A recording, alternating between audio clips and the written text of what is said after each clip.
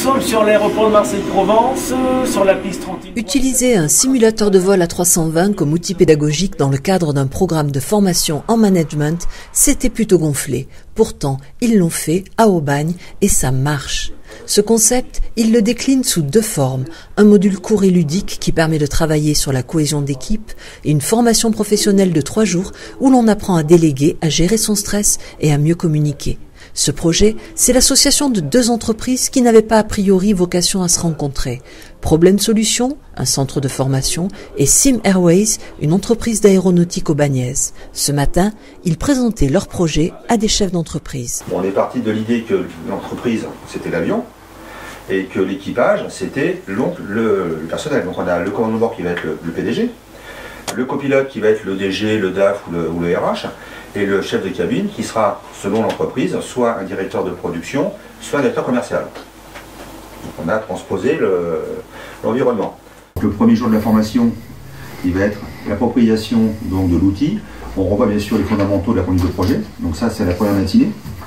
L'après-midi, on passe dans l'appareil pour appliquer ce qui a été appris le matin. Donc là, c'était un premier travail avec une checklist qui est précise par rapport à ce travail-là. Donc on apprend à faire décoller le projet, à le faire voler et à le poser. Après des explications théoriques, place à la pratique. Il suffit de pousser la porte. Petite visite du cockpit.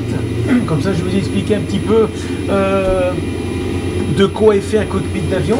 Ici, nous sommes dans un cockpit d'Airbus A320. Dans ce cockpit, on apprend à faire décoller un avion, à le faire voler et à le poser, comme un vrai pilote de ligne. Et on expérimente tous les scénarios de vol, les aléas météorologiques, mais aussi les pannes de jour comme de nuit.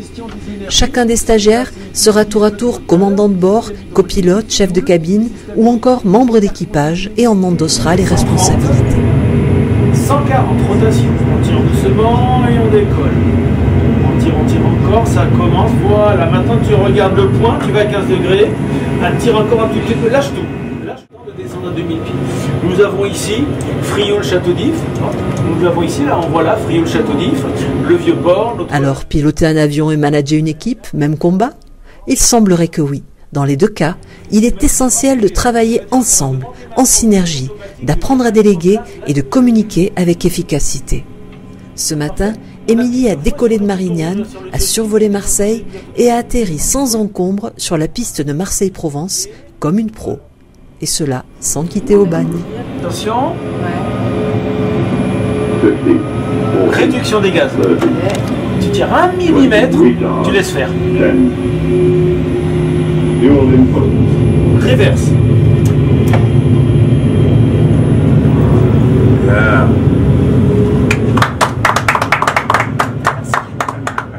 Effectivement, je pense qu'il y a une vraie mise en situation qui permet aux différents collaborateurs de se sentir vraiment impliqués dans le fait d'atterrir en avion. Donc si effectivement il est possible que les gens transposent ça dans le milieu professionnel, ça peut effectivement être très enrichissant et aboutir à ce que le projet aille à terme.